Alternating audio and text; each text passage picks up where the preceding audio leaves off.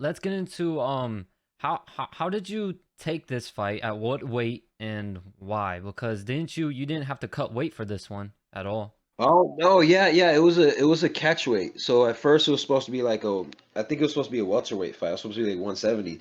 But I was walking around at like 162. I was like, "Hey, I ain't gonna make weight for 170 because it's like a 5 pound. It's a 5 pound. You can't be 5 pounds under the weight limit. You can't be 5 pounds over the weight limit. So or that's how it was. So it couldn't be at 170. So we ended up doing a catch weight at 165. He weighed in at like 156 or something. Hmm. And I weighed no, it was 165. He weighed in at like 166 or something, and I weighed in at like 163 or 162. No, so it was a catch weight. That was my first fight. I didn't have to cut any weight, dude. I was eating the whole time. Felt good. Yep. And this is and for anyone watching, this is not him by the way. This is the other guy. All right. So what were you thinking in this moment? You're about to come out. Your music starts playing. What are you thinking now? Honestly, I'm going out there, and man, I don't even remember what I was thinking. I was just like on autopilot. I was just going out there and just listening to the music, just trying to just trying to soak up the moment. I was so in the moment that I wasn't really thinking about anything. I was just experiencing it. I started walking out. I heard the music. I started feeling it. I saw you guys. I saw everybody, and then I started getting the Vaseline and stuff checked out. And I don't know. I don't remember what I was thinking. All I remember is that my heart was pounding out of my chest, and and then as soon as I stepped in there, it went away. Like as soon as the fight started, all the nervousness went away. But that's all I remember. I don't remember thinking of anything. I just remember my heart pounding and just like being on autopilot, just going in there. Yeah, I can only imagine. It's got to be tough. It's got to be very very nerve-wracking, man. When you know like you hear okay, so before we get to what you were coming out to, what were you thinking when you heard his music? Like, did you even see him in the back or anything? Yeah, yeah, dude. It's funny. I saw him in the back. We crossed paths, and he like nodded his head at me, and I nodded my head back at him. And I remember seeing him, and like because the weigh-ins earlier, he was nowhere as big as he was the next day. Mm-hmm. So I remember we crossed paths one time, and he nodded me and said, "What's up, man?" I said, "Hey, what's up, man?"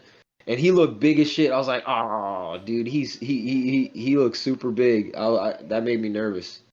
That made like for some reason like the first fight, the very first fight, everything made me nervous. Like I had a lot of doubts Mm-hmm. for that first one. Like he looked big, and that made me nervous.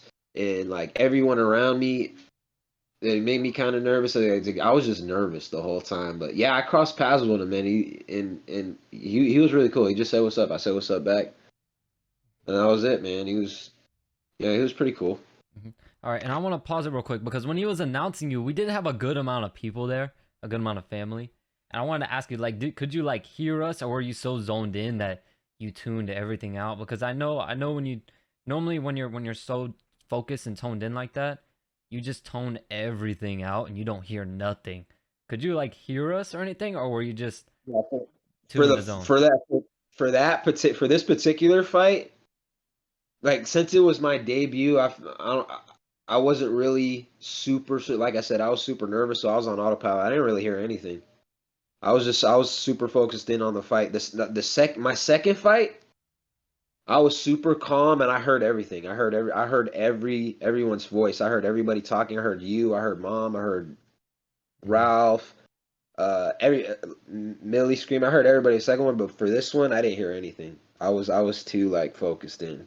I'll play the fight through without pausing it, the whole fight through, and then you could just commentate like, what your thoughts are in the moments, what your game plan is at at each point of the fight. My thought process going into this was that because my striking wasn't really too polished at this point. Like I had really, really, really good jujitsu, but my striking wasn't too polished, so I wasn't too confident in my hands. So I remember my kind of game plan going into it was like I'm gonna attack his legs, kick his feet out from under him, try to take away his mobility, Mm-hmm. and just keep my distance a little bit. I maybe hit him with like a 1-2 or something. But I was just gonna try to kick him, try to take away his mobility, and then try to shoot for the takedown and try to get it to the ground. But he he he got me first. He tried to take me to the ground. Mm-hmm. I guess he didn't like the leg kicks or something. I don't know. All right, there it goes. There it goes. I see it. We just touched gloves. Now, I remember there. I remember I was this. That was from Shamal. Shamal. I remember Master Shamal always telling us, "Fucking come out aggressive, be the first one," and that's what that was. That with that freaking leg kick, he comes to take me down, and I just pulled guard, man. I just saw my opportunity to get to the ground, make something happen. Because I knew if we got to the ground, I'd be able to make it happen. I knew my jiu-jitsu was good. Again, that choke there. And the whole time I'm just waiting for him to wrap his arms around my leg so I could just go for the omoplata. I'm just waiting for that the whole time. Yeah, that was so unexpected in omoplata because you never really see it. You know the funniest thing about that is that I wasn't gonna do that until like one of the guys or like one of the guys I were training with, he came with me in the back and he could tell I was nervous. So he was like giving me a little advice. He was like, "Hey, let's work a little bit." So we were rolling a little bit, and he had me working those omoplatas in the back. And I was like, "Man, I'm really good at these." Like it was like I wasn't working them, but I had no plans of doing any omoplatas, and he just started working them with me in the back. He's like, "You got long legs, man. If you could grab it, it's right there, especially if it wraps around your legs." I said, "You know what? I'm gonna try it." As soon as we went to the ground, I tried it and it fucking worked. We just worked on that in the back. We literally just worked on that in the back. I had no plans on pulling that in the fight Mm-hmm. at all. That's the craziest thing about it.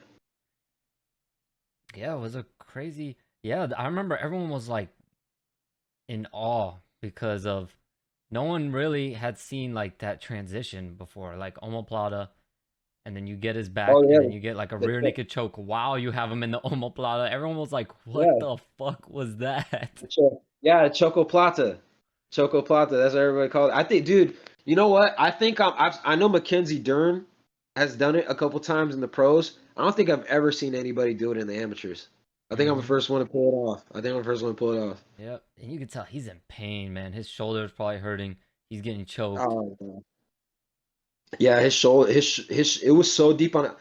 He didn't tap from the choke. He tapped from the shoulder because it was so deep on the shoulder. I had just locked in the choke when he tapped, so I hadn't even gotten to squeezing all the way yet. It was freaking the shoulder that got him.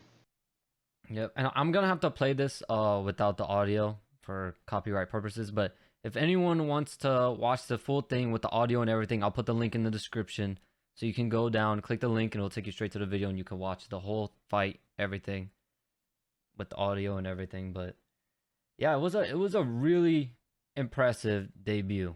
Very very impressive debut. Very quick, Uh, and it was against a guy who what wasn't he like a brown belt in jiu-jitsu too or something like that?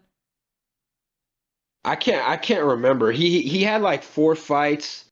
He son, I can't remember what it was, but he had like 4 fights. He had like a lot of experience. Hmm. And then yeah, I'm It pretty was sure my he first was fight.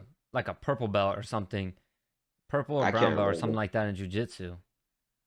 Some I can't remember. I remember somebody walking up to me. I don't know if it was.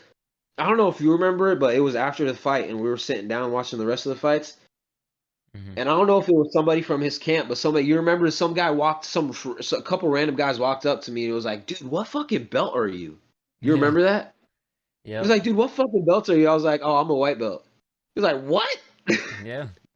You remember that? Yep. He was like, "Yeah, man, I'm a white belt. I trained jujitsu. I've trained jujitsu my whole life, but yeah, I'm still just a white belt. I haven't got my blue belt yet." Yeah, He we was were like, doing "Dude, really doing jujitsu our whole life. It's just we weren't doing it like seriously with the real belt yeah, system until like a little bit before and we this. had just and we had just started at the new gym too, so we had Hmm. just got our white belts."